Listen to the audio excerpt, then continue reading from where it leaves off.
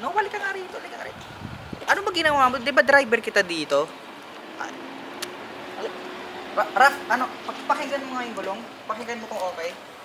Parang di na okay. Ano? Parang di na okay. Walang hiya. May tutulong kaya sa atin dito?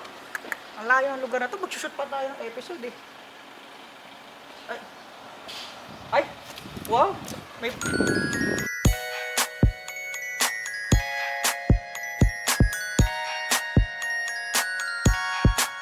Thank you sa pagpunta dito, Iman. So, syempre, ibang show to. So, big tour! Kapungan! Saan ka pa? Dito ka lang!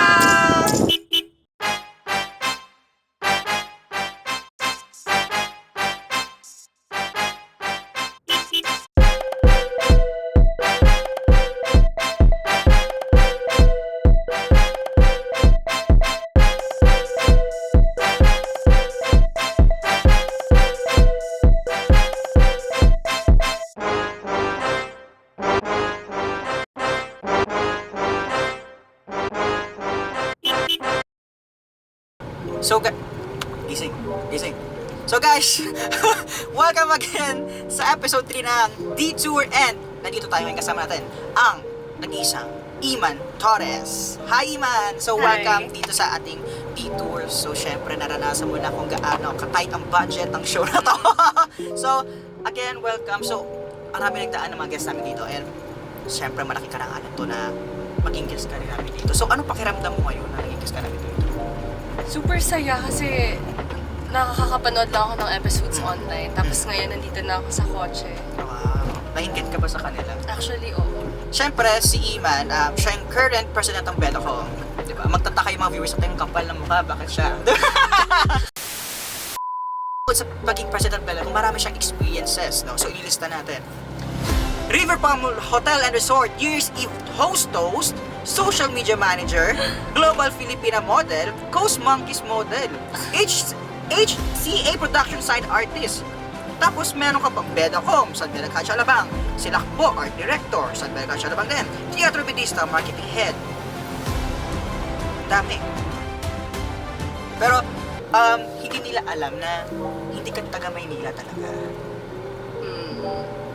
So, immigrant ka? Ikaw kasi Trump, mananagot pa ako sa'yo.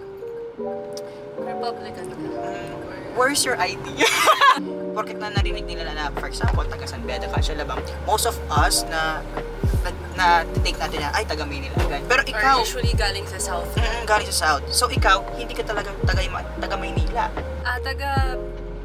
Actually, super palipat-lipat. Sobrang roller coaster ng kwentong yan. Kasi yung San Beda, 9th school ko na. 9th school. Ang dami ko na talaga. Roller coaster. So, 9th school. Okay. So niyan, pinana ako sa La Union. Lagon yun. Tapos nagstay ako sa Cavite. Cavite. Tapos lumipat sa Baguio. Tapos sa Pangasinan. Bumalik sa Baguio.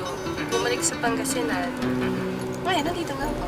Okay. Pero, currently, isa kang probinsyana na gawing Pangasinan.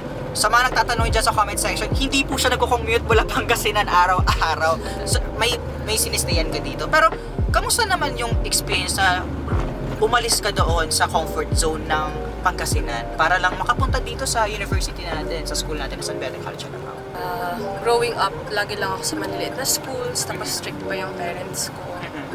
Tapos, nung college, alam mo yung feeling na parang bigla kang pinawala sa hawla. Ganun. Rar.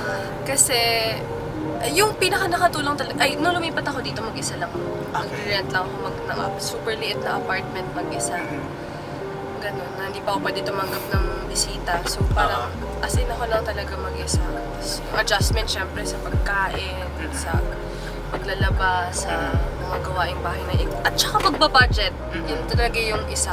Makaka-relate dyan yung mga nag-college din na mag-isa. Yung budget talaga. Especially sa mga galing probinsya din na tulad mo, di ba? Na lumuwas, umulas sa comfort zone nila para mag-rebrand. Mag-rebrand. Pero, syempre hindi ka naman talaga umalis o di kaya lumipat outside of your comfort zone para lang sa sarili mo. Pero, for the sake of education din, At di ba? opportunities. Opportunities. Pero, sa tingin mo ba naging worth it yung pagluwas mo? Oo naman.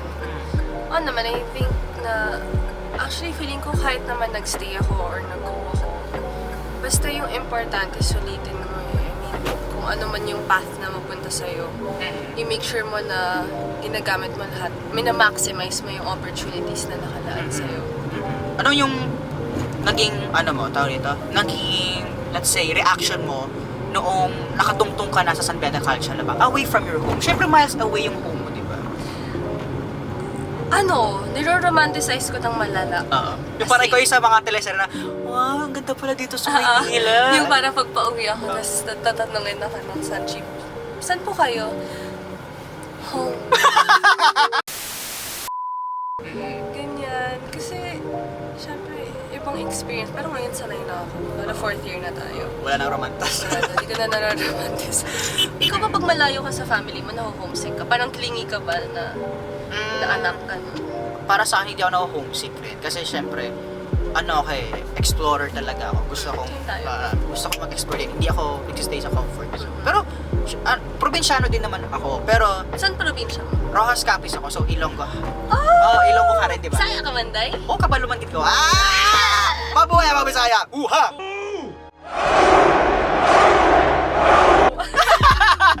Actually, yung mother said ko ay nakakaintindihan. Ilonggo, di ba? Ilang. Pero, Yung lolo ko sa Capiz, Capiz, daw aswang doon. yes. Naniwala ka doon. Pero balita ko may isang award or accomplishment na like special sa'yo. Actually, wait lang. Tingin ka sa camera, tingin ka sa Gusto camera. ko lang mag-thank you sa opportunity na to. Ano masabi ko tong accomplishment ko. Kasi years ago na to, pero alam ko naririnig nyo na totoo nga. Ako yung most cheerful ng grade 2. No big deal, guys. Di ba mayroon ka pa? Isa, yung title mo. Di ba? Tingin ko ulit sa camera. Sige. Drum roll, please. Drum roll nga dyan, Raf. Mr. San Beda 2020 36.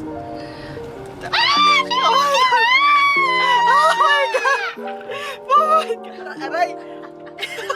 Thank you po. Agad Ano feeling? Mabigat, no? ang bigat. Mas mabigat pa sa Heaviest na responsibility ko sa beda ko. In all seriousness, si Iman ay ang former Miss San Beda Culture Alabang 2024, yes. And grabe accomplishment yun. Lumabas ka sa At comfort zone. ngayon, super saya ko na nakaronahan na yung Miss San Beda natin this year True. from Ligma. Congrats, Dai, kung sino ka man. We're Yes, proud of super. you. Syempre, it is another accomplishment din sa'yo. And ano yung pakiramdam mo nung nakoronahan ka bilang pangatlong CMS na Miss San Beda? Well, first, ayun na naman. Hindi lang siya basta-basta crown, pero tulad nung nag-release kasi ang Betacom ng parang 2-part documentary series ng kwentong komunidad. Yung pinapakita yung advocacy nung term ng 2024, which is inclusive education, lalo na sa mga anak ng mga farmers natin or sa mga bata na nakatira sa remote areas ng Philippines. I mean, alam natin yan, tayong dalawa from the province. At kita natin yung disparity or yung mako-compare mo kumbaga yung opportunities sa provinces at sa city. Ngayon, na nandito tayo sa D-Tour, syempre, may mga kanya-kanya tayong segment. Pero, kasi naisipan, what if gawin natin special yung pagkwento ng story mo? What if gawin natin MMK? Pag-abot ni Emans sa Manila, iya nabatyagan ang bugat sang lugar. Halin sa maitom nga abo nga nagahalin sa mga salakyan kag sa mga tawo nga nagadali pirmi. Anad siya sa malinong nga adlaw sa probinsya. Pero subong, ginapukaw siya sang busina kag kagawad sang kalsada. Sa unang adlaw niya sa kolehiyo, nagtalang siya pila ka beses.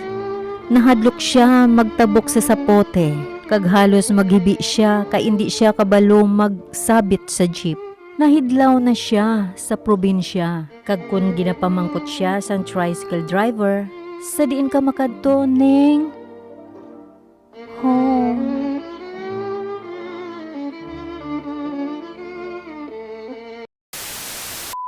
Bago magtapos yung episode natin, ano masasabi mo para sa mga estudyante din? Nakatulad mo na tumutungo ngayon sa buhay kolehiyala, na gusto rin lumuwas ng Maynila para matupad yung pangarap nila. Ano siguro na wag kang ma-confine sa space na nakasanayan mo. Kung creative ka, broadcaster ka, writer ka, artist ka, fashionista ka, hindi mo lang pwede ma-define yung sarili mo na isa lang eh. Pwede kang maging end. Ang dami mong options, di ba? Pinupo ako ng lola ko, tapos pinayuan niya ako, tapos hindi ko makakalimutan yung payo niya. Sabi niya na, only dead fish go with the flow of the river. Ibig sabihin, kung buhay kang isda, may kapangyarihan ka, may capability ka na mag-go sa go against yung current ng river. So grabe no, ang napaka-impactful ng advice ng ating guest ngayon, no? So sabi nga ng lola mo is, dead fish only. Only dead fish go with the flow. So ibig sabihin guys, siguraduhin yung fresh yung mga isda nyo at hindi patay at double dead. Dapat fresh siya sa palengke. Ika nga ni God Jose Rizal, ang hindi marunong magmahal ng sariling wika ay namimili ng panis na isda. Pero thank you, Iman, for being our guest dito sa ating episode 3. At may gusto kong mapasalamatan sa mga lahat na sumuporta sa'yo sa iyong journey here. Thank you, SSU Prod. Thank you, Detour, na ako ang inanon yung guest today. At ayun. Hi, MJ. Hi, M. Shout out. Muli, ako ang inyong morenong pasahero ng Laguna. At kita-kits sa susunod na biyahe. Dito lang sa Detour! Dun, dun, dun, dun, dun, dun, dun.